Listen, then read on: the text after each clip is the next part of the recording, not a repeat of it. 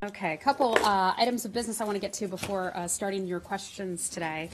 The first, I want to mention that we are watching very carefully, and the United States is extremely concerned about yet another report of the use of chlorine gas by the Syrian regime to terrorize innocent civilians in East Ghouta, Syria, outside of Damascus. If confirmed, the attack is the third reported instance in the past 30 days in East Ghouta. We take the allegations of chemical weapons use very seriously and are working with our partners on the ground to investigate the reports.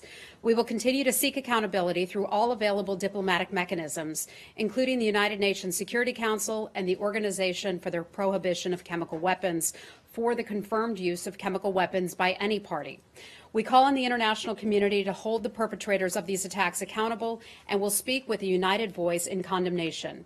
If we fail to uphold the principles set forth in the many international agreements related to chemical weapons, we undermine their fundamental principles and we fail the innocent they were created to protect. Next, I'd like to talk a little bit about the International Organization for Migration and the upcoming elections that will take place. I am pleased to announce the nomination of Mr. Ken Isaacs as the U.S. candidate for Director General of the International Organization for Migration, IOM, in the upcoming June 2018 election. Ken Isaacs is a senior executive of the international relief organization Samaritan's Purse and is distinguished for his efforts to improve accountability and lead organizational transformation. With 34 years of experience living and working around the world to provide life-saving emergency humanitarian assistance and development aid, he is exceptionally qualified to lead the IOM, a vital U.S. partner in our efforts to ensure that migration is safe, orderly, and legal. We will work closely with Mr. Isaacs over the next few months leading up to the June 29th election to arrange meetings with IOM member states to discuss his qualifications for this important position and to share his vision for IOM. As one of IOM's largest partners, the United States is committed to a stronger, ever more effective and efficient IOM. Next, as you all know, the Secretary is embarking today on his trip, his Western Hemisphere trip. He just spoke a short while ago at the University of Texas in Austin, in which he outlined the administration's Western Hemisphere policy priorities for 2018 and beyond. As you know, Secretary Tillerson will embark on his first multi-country trip to Latin America and also the Caribbean. During his trip to the region, the Secretary will engage with regional partners to promote a safe, prosperous, energy-secure, and democratic hemisphere. He will also advocate for increased regional attention to the ongoing crisis in Venezuela. The Secretary will travel to Mexico City and Buenos Aires, Argentina, Lima, Peru, Bogota, Colombia, and Kingston, Jamaica, where he will return on February the 7th. As the Deputy Secretary shared just a few minutes ago when he was speaking about our Undersecretary for Political Affairs, Tom Shannon, I wanted to share with you a few personal comments from the Secretary. The Secretary met with a small group of people yesterday afternoon, along with Undersecretary Shannon, and I wanted to let you know some of the Secretary's thoughts about Undersecretary Shannon and his announcement of his intention to retire. The Secretary put out a statement earlier today, so I'd refer you to that, but I wanted to give this to you in addition to that. The Secretary, as he sat down with a small group, I was sitting there with him, he said, "I really want this moment to be about Tom Shannon. Tom has earned that. There will always be a place for Tom Shannon at the State Department. I know what he most regrets is that he sees the tremendous challenges and the difficult situations around the world. Nobody likes to leave in the middle of a fight, but we talked about this, and unfortunately the nature of our world is one where we have been in continuous fights, and there's always going to be a demand for someone with Tom's capability. If at any time he decides he wants to come back in the fight, there will be a place for him here at the State Department." He went on to say, "I'm going to rely on him for leaving his telephone number, and I know he will take my call." We hope so. We hope he doesn't toss away his BlackBerry and iPhone. Next, the Chief of Staff of the White House, John Kelly, had spent quite a bit of time with Undersecretary Shannon, both in the when he was serving at Southcom and when Undersecretary Shannon was serving in WHA and in other capacities. The Chief of Staff Kelly sent this note to me, and I'd like to share it with you right now. He said, "I would like to thank my friend Tom Shannon for his more than 34 years of selfless service to our great nation, which spanned 6 presidents and 10 secretaries of state.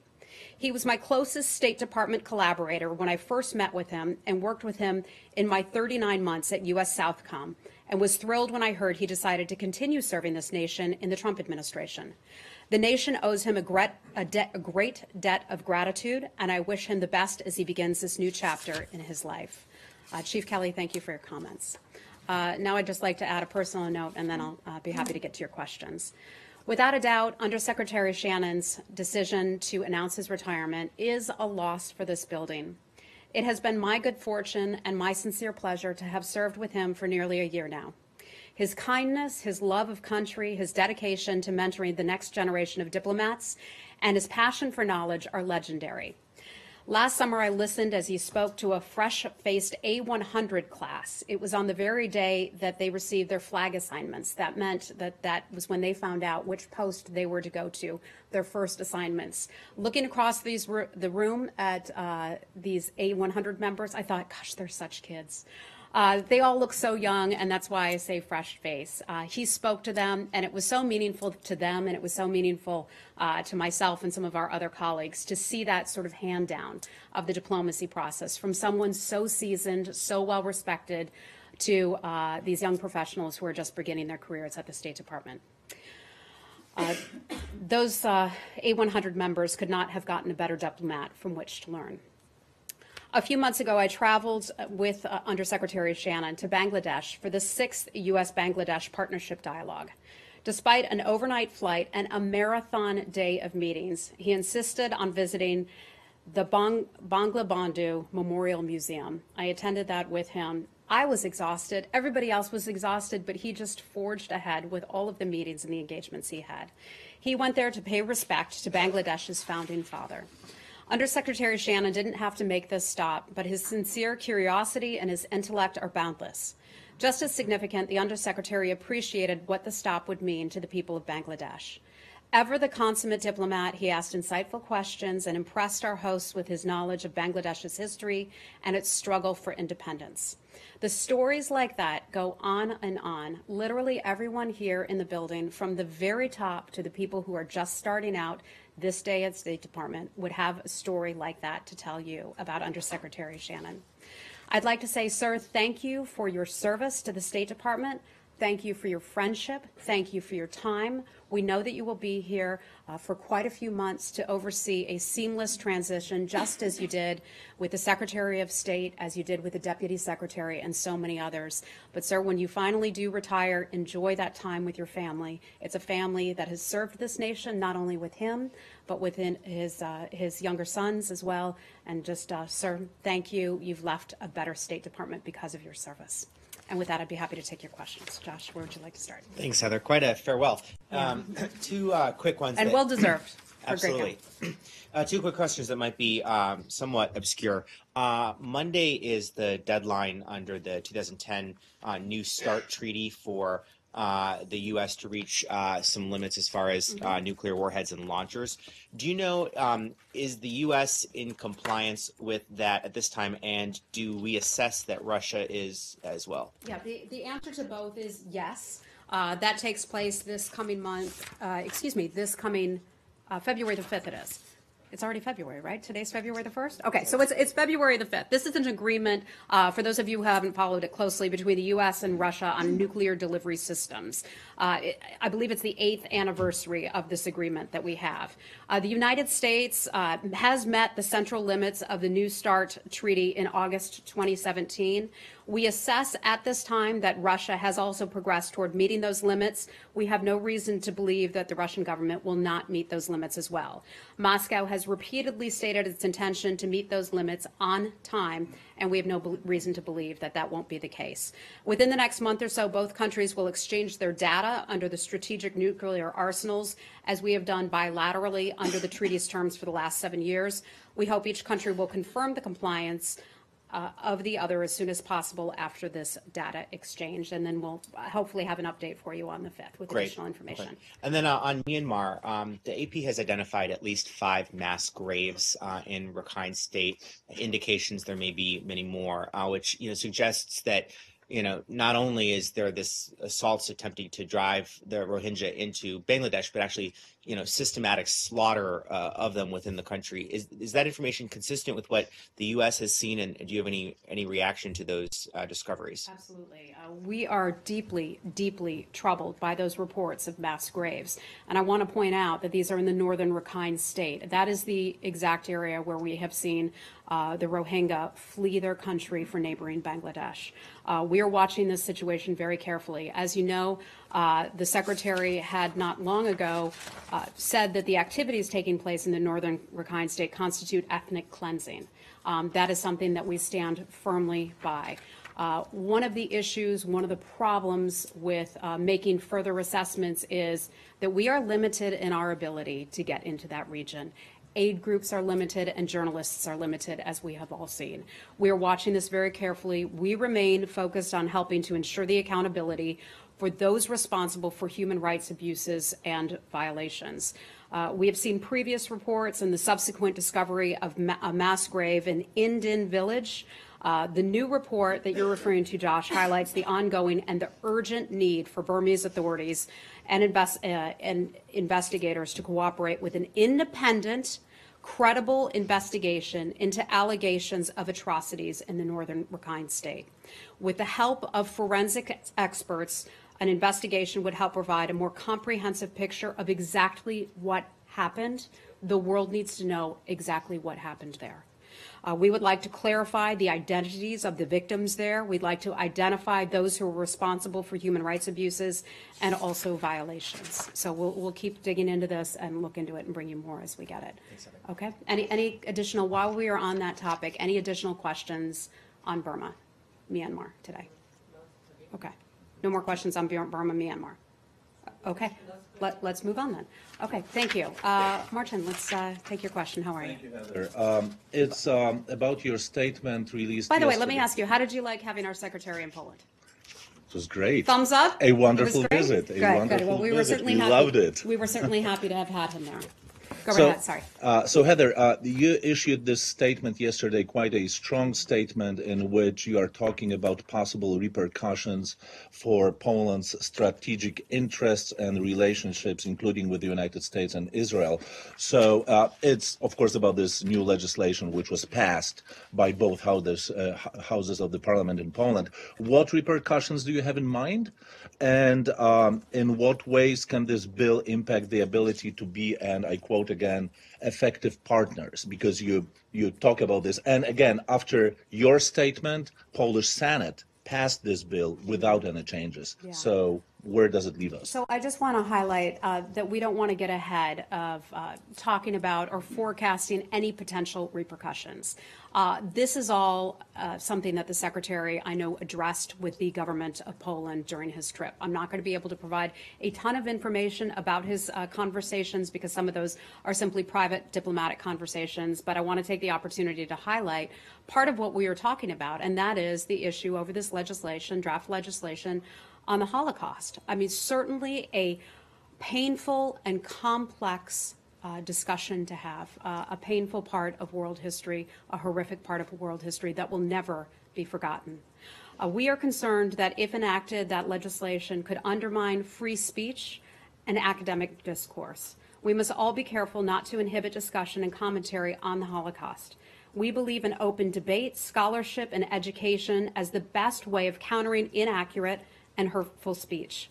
We are also concerned about the repercussions the legislation could have on Poland's strategic interests and relationships, including with the United States and also Israel. The resulting divisions that may arise among our allies only benefit our rivals. I think that's something that's important to keep in mind, that we shouldn't be divided on this.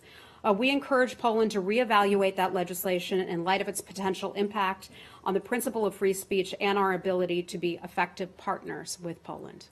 Okay. Now, Heather, this bill was not reevaluated after your statement from yesterday. As I mentioned, it was passed by the Senate without any changes. So where does it leave us? So I'm not going to comment on what the Polish legislative process is, just as I'm sure folks in Poland wouldn't comment on our congressional process. But I can tell you we are closely watching this. We will continue to have ongoing diplomatic conversations with our counterparts in Poland and make our concerns very, very clear. We're concerned about the effect of our relationship and the effect of Poland's relationship with Israel and other nations as well. I'll leave it at that. Okay. Yeah, sure. Saeed, go right ahead. Very quickly on the Palestinian issue. And two quick things there. The Jerusalem Post reports that the situation in Gaza, or quotes the UN envoy as being on the verge of collapse. I wanted to ask you if you have any kind of an emergency plan in the event that such a collapse takes place to aid Gaza. Yeah. Again, I don't want to forecast anything that may or may not happen. We're always very cautious about not commenting on hypothetical situations, but I can tell you that our special presidential advisor, Jason Greenblatt, was just there a few days ago, in fact, on Sunday. And among the things he talked about was the need to help the people of Gaza. He said, and I want to quote from him, "We must all work together to help the people of Gaza to ensure Israel and Egypt's security and also improve their lives." I want to remind folks that part of the reason that the situation is so dire, part of the reason that the Palestinian people face hardships is a direct result of Hamas. Let's just make that clear where that responsibility chiefly lies, and that is on Hamas. And I think Jason Greenblatt spoke eloquently to that in his tour of the Gaza Strip and some of the surrounding areas, and he received a security briefing while he was there as well. He didn't go to Gaza. I mean, he toured the tunnels around Gaza. But anyway, there is the siege going on. So let me ask you about Hamas, since you mentioned it. Okay. Yesterday, you designated Ismail Haniyeh, the Politburo chief of Hamas, as a terrorist, as a designated terrorist. Okay. Is it because of any recent activities Mr. Hamas has done, Mr. Haniyeh has done as a chief of Hamas, or is it something that has been in the making for a while? That may have happened under the Department of Treasury, so I'm just going to have to look into that and get back to you on that. Okay. Okay. And my one last question on this issue. It is in his State of the Union address, the president suggested that those that voted against the United States at the General Assembly will actually receive some punishment of some sort by cutting off aid or anything like this. But that includes your allies like Jordan and Egypt. Is the United States willing to cut off aid to Jordan and Egypt? Our aid is now under review. I think the president was clear in his State of the Union address that the United States and he and this administration are committed to ensuring that the American Foreign Service serves American interests first. America first does not mean America alone. I want to be clear about saying that, but all of our aid to all of the aid is currently under review. And so I can't get ahead of that process, but it's under review right now. But is it possible to conceive a situation where the relationship between the United States and Jordan, it's a long relationship, could be jeopardized, for instance? I don't think so. Jordan just jumped on board today, at least I've read reports about, our maximum pressure campaign. This is switching to DPRK, so maybe we'll go to North Korea next. I saw Janny's eyes perk up. But let me tell you about that. Jordan announced today, at least according to reports, and we're still working on assessing all of this, but that it would cut ties with the DPRK. I think that shows the strength of our relationship with the country of Jordan, the government of Jordan, and the King of Jordan. So I can't see this damaging our relationships in the long term. They opposed vociferously the Jerusalem recognition. So, I mean, that put them in a very difficult situation. Understood. And put them in the enemy's camp, so to speak. Okay. Syria? Okay, let's move on from there. Okay. Syria? Okay. Let me just head over to DPRK because that's a nice little transition point, and we'll get back to your region. Questions about North Korea related issues. Okay, Janny, you go right ahead. Thank you, Heather. And last week, U.S. Treasury Department imposed more sanctions on North Korea, as you know that. And many South Koreans are worried about North Koreans who, on the sanctions list, come to the Seoul, Korea for the Olympics. If South Korean government allows them, how does this affect U.S. sanctions? I'm sorry, so the question is if South Koreans come to North Korea No, North Koreans come to the. I'm sorry. I got that background. Yeah. Okay, restate that. I'm sorry. On the sanctions list, those persons who. Oh, if people on the sanctions list come to South Korea, what would that mean? I see. On U.S. Treasury Department imposed the 16 North Korean. I'm afraid I'd have to refer you to the Department of Treasury about North and South Korea. No, not confusing in any way. I just misheard you. My apologies. I think I'd have to refer you to the Department of Treasury for that because there were sanctions that came out under the Treasury Department. If I can get anything more for you from a state perspective, I certainly will. Okay. Okay. Hold on. Let's stay in South Korea, North Korea region. Okay. Go right ahead. How are you? Go ahead. Yes, of course. So Kylie Sertik, Kyodo News. On the topic of North Korea, there's been a lot of talk about a bloody nose strike recently. Is that currently the preferred policy vis-a-vis North Korea, especially if they end up testing a ballistic missile anytime soon, particularly after the Olympics are over? Yeah. So I want to be clear about this. Our policy has not changed in any way. Our policy is still the maximum pressure policy. We want a denuclearization of the Korean Peninsula. Boy, we've talked about that since the very beginning of this administration and successive administrations as well. We would like the denuclearization of the Korean Peninsula. There are many countries around the world, including China and Russia, who share that same view as the United States. Diplomacy is our preferred approach. That is exactly why Secretary Tillerson spent time in Vancouver recently with about 17 other countries in which he was talking about new and creative ways to enhance our diplomatic approach to try and solve the crisis in North Korea. So that hasn't changed. Stories about a bloody nose, all that kind of stuff. Let me just say our policy has not changed. Our policy remains the same. So the loss of Victor Cha as a potential ambassador, is that a loss for the State Department or a loss for diplomacy? I want to make something clear. I think a lot of reporters, not you, got ahead of the story and reported it as though it was fact that he was going to be the next ambassador. That was not the case. Well, we knew he was under let me finish. He was never nominated, and that is always under the White House purview. The White House has the authority to nominate the president's representative from the United States to any individual country. So the White House, I am confident, will pick a nominee and will name a nominee when the White House has someone ready for that position. Okay. Anything else on North Korea? With the absence of the United States ambassador to South Korea almost a year, how does that affect your cooperation with South Korea counterparts? I can tell you that our charge d'affaires, Mark Napper, a longtime Foreign Service officer. How many times have you heard me talk about Napper and how terrific he is? Quite a few times. He has a strong relationship with the Republic of Korea. He is well known there. He speaks the Korean language. He speaks many other languages from the region as well. And he was just announced as a part of the White House delegation trip that will be going to South Korea for the Olympics. So we're pleased and we're proud to have him be a part of that. We are very confident that the United States government's priorities are well represented in South Korea until the president does select a nominee and announces that nominee. Just a quick one. Do you have any reaction to the white paper on human rights violation in the United States released by North Korea? On the human rights in the United States, North Korea is accusing Trump administration accusing Trump administration as racist, and it's a billionaire club. Oh, really? Well, that's very humorous and ironic coming from a country that many of you, some of you from Korea, know very well, as I'm sure your families do, the history of North Korea and how it has treated its own people. We saw a gentleman who appeared at the State of the Union address who was malnourished, who was a victim of the North Korean regime. We've heard stories, certainly very clear and hurtful and harmful stories about people who have not only been malnourished. We've heard stories about forced abortions. We've heard stories about people with worms in their stomach. And of course, no one knows better than Americans themselves about the fate of Otto Warmbier. So I think that's all I have to say about his claims about the United States. Okay, let's move on. Lori, go right ahead. Syria.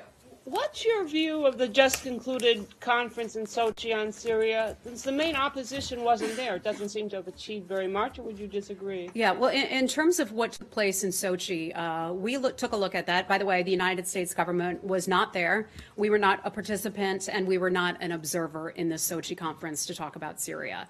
We took a look at that, and we determined that it was far too heavily tilted toward the regime. The opposition wasn't sufficiently represented. The United States stands firmly behind the UN Geneva process. As you all know, there was a Geneva meeting held in Vienna. It was about a week ago or so, and we stand firmly behind that, and Staffan de Mistura and his stewardship of the UN process. We see that as the best way forward. But it's not just the United States, it's many other countries around the world that support us strongly in the Geneva process, including many countries in the region as well. But you know, Michelle, go right ahead. Some officials today are saying that there's a real possibility that Syria is developing new types of chemical weapons and delivery systems. First of all, what does the State Department know about that? Right. So as I understand it, not long ago, or just within the past hour or so, I believe, there was a backgrounder call that was held on this. We're working to get some additional information on that. Perhaps Robert may have some new information on that as we speak. So let me try to just get back with you on that to see if I have anything else for you. And the incidents that you mentioned with the chlorine gas, as well as this new information that we know a little bit about, does that just represent an utter failure of Russia to have any influence over Syria on this? What can you say about that? I think it's clear that Russia does have influence, but Russia is making the wrong choice. It's making the choice not to use its unique influence with the Syrian regime, to allow the Syrian regime to use chemical or other weapons against its people yet again is absolutely unconscionable. We have seen, 12 million refugees forced to flee that country over the past several years. It's absolutely horrific. And we call upon the Russian government and want to make clear that. Secretary Tillerson has spoke very clearly and eloquently about that. The president has as well. Ambassador Haley has as well, that Russia needs to do more. Russia is being held to account for the activities of the Syrian regime. It was not that long ago that the Syrian regime was almost on its way out. And what did Russia do? Russia made the decision to go in there and bolster its regime. That is why they are standing today, because Russia made that very distinct decision to prop them up. And on that same subject, there was on the subject of Russia, rather, there was a briefing today by the State Department for members of Congress on the sanctions issue. And there were a lot of questions asked, still unanswered, about why. On which sanctions issue? Sanctions on Russia over CATSA. Okay. Yeah, and so there are a lot of concerns among members of Congress about why the list that came out of Russian oligarchs identified by the Treasury Department seemed to be just a copy and paste of a Forbes list and didn't really represent the time and research that the Treasury had actually put into the classified list. So does the State Department have concerns as to why this public information seems sanitized when it comes to naming Russian oligarchs? Well, there are a couple parts to this. One, that piece of it, and you're referring to Section 241 of the CATSA legislation. That was congressional legislation. It was something that the president then signed off and became law. So you're speaking about Section 241 that does not have to do with the State Department. That's all under Treasury. So hold on, I want to get to your point about that. I do know and can share this with you that part of that information that was provided to Congress on the part of the Treasury was classified. Part of it was open source materials, meaning that you and I can all have access to it. So it was obviously the package that went up to Congress, and obviously this package of potential sanctions had that classified material. That classified material cannot be presented to the public because it is classified. Beyond that, Treasury would have to answer additional questions. I can handle the state part of it. That is Section 231, which is the state kind of governed part of CATSA, if you have any questions about that. So state doesn't have any concerns that there is information that could be released to the public, just isn't for some reason? Because it's classified. So I'm not going to get too deep into discussing this because it's under the Treasury Department. I don't work for the Department of the Treasury. I've got a great colleague over there. His name's Tony Sayegh. He can, hey Tony, you can handle these questions about this. But anyway, in all seriousness, I can refer you to Treasury for that. But I can try to help you out with Section 231 or provide you additional information from our background people who are the experts on Russia sanctions. Heather, you guys are kind of joking about, well, that's Treasury, this is state, and over the rollout of these two different pieces over the last several days, it's both buildings have been sort of trying to differentiate, talk to the other one. I just want to make sure I understand. I mean, this was a single law that was passed by Congress to try to respond to Russia's alleged interference in our elections. So is it safe and also to human rights abuses as well? Yeah. Sure, but is it safe to assume that these two policies, while perhaps involving two separate buildings, are part of one thoughtful, united effort to, I mean, it's not like you have the left hand has no idea what the right hand is doing, right? These are all supposed to be working together to put pressure on Putin. Well, yes, of course. This is all intended to put pressure on that government and hold them responsible for not only meddling in our elections, which, by the way, let me mention, there are lots of reports about Russia meddling in other countries' elections as well. This is not unique to the United States. But in addition to that, this is congressional legislation that became law. I don't have the law in front of me to be able to read it out to you, but state was handed a piece of it and Treasury was handed a piece to it. So I'd refer you back to how Congress wrote out this law, and I can just tell you we are doing our very best to comply with the law. Senator Bob Corker put out a statement that said, he thinks that we're doing a pretty good job of it and working in good faith to implement it. We got feedback from the Hill from other members of Congress on that part as well. Why is the Secretary not just using, okay, so the State Department took all of this time to identify entities, a lot of them foreign governments, that are still doing business with Russia defense and intelligence sectors. So if you're not going to sanction them now for various reasons, why not just get waivers for those entities? Why? I mean, members of Congress feel like that would be conforming with the law, and that by not doing it that way, it's just ignoring the law. Let me try to clear things up about the State Department portion of the CATSA law.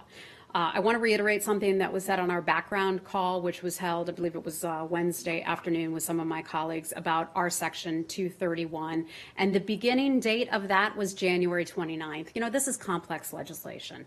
It's a complex law that requires us to look at things globally. And it requires our experts to comb through a heck of a lot of transactions that face defense industries and intelligence industries that funnel into Russia, but all around the world. So let me just underscore how complex and how tedious this process is. January 29th was the start date for this. It was not a deadline to impose new sanctions on Russia. It was the first day under which we had the authority under CATSA to impose sanctions if we made the determination that some sanctionable activity had taken place. There is currently no end date to that authority. Now, you all know we do not forecast sanctions because that lets those entities know that we are going to sanction them, and that can cause them to change their behavior, flee the country, things of that sort. There is no end date to this authority. The fact that we did not impose sanctions on the very first day that we had authority should by no means be interpreted as evidence that we will not impose sanctions in the future. To the contrary, when and if we make the determination that sanctionable activity has taken place, we will absolutely use the authorities granted in the law to take that action and target that activity.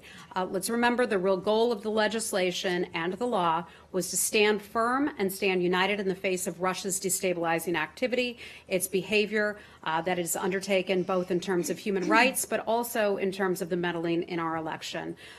We look to impose economic, diplomatic, and material consequences for Russia's aggression toward U.S. interests, its values, and its allies. So let me leave it at that. I hope it helps clear things up. Let me point to one other thing, though. You said meddling in our election, right? Is that what you said? That is something that many in the U.S. government have it's just have not acknowledged. often spelled out ever. And wow, okay. Could I just clarify? So Yeah. you're saying that you could still possibly add names, some of the names that have been, sort of floated around, like Foreign Minister Sergei Lavrov. What you're talking about is the sanctions. oligarchs list, Right. and that's under The Treasury, oligarchs, so I can't yes. comment on that. You cannot comment on that, but that is not included in the sanctions that you were talking about. That is a whole separate set. That's under Department of Treasury. This is how Congress worked out the legislation. I'm not one of our legislative people here at the State Department, but we adhere to the law as it was signed. Okay, let's move on. Okay, go right ahead. According to reports, Sergei Narishkin, excuse my pronunciation, the head of Russia's intelligence service, was in the U.S. for meetings with U.S. intelligence officials. He is on the sanctions list. How did he enter the country, and was his entrance coordinated through the State Department? Yeah, I can tell you, and I know it's a matter that's frustrating to a lot of reporters.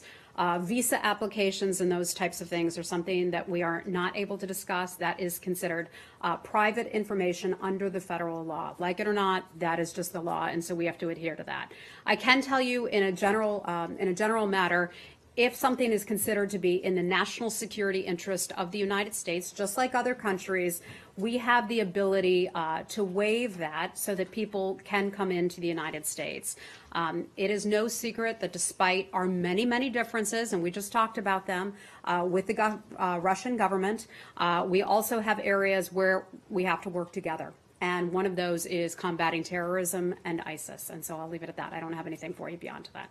Okay? Anything else related to Russia today? Okay. All right. Go right ahead. Hi. I have just a few questions on Cambodia. Okay. A Cambodian court rejected a plea for bail of detained opposition leader Kem Sokha, and you've previously called for his release from this podium. So what is your response to this? Yeah. We have said before that we call on the government of Cambodia to reinstate the Cambodia National Rescue Party, that's the CNRP, and to release its leader, Kem Sokha. Also, opposition parties, civil society, and the media to continue their legitimate activities. Our Deputy Assistant Secretary Patrick Murphy, met with the daughter recently of Kem Sokha as an indication of our support and our support for democracy, multi-party democracy, which is something that we remain very concerned about. Freedom and multi-party democracy are enshrined in the Paris Peace Accords and in Cambodia's constitution. Let's make that clear.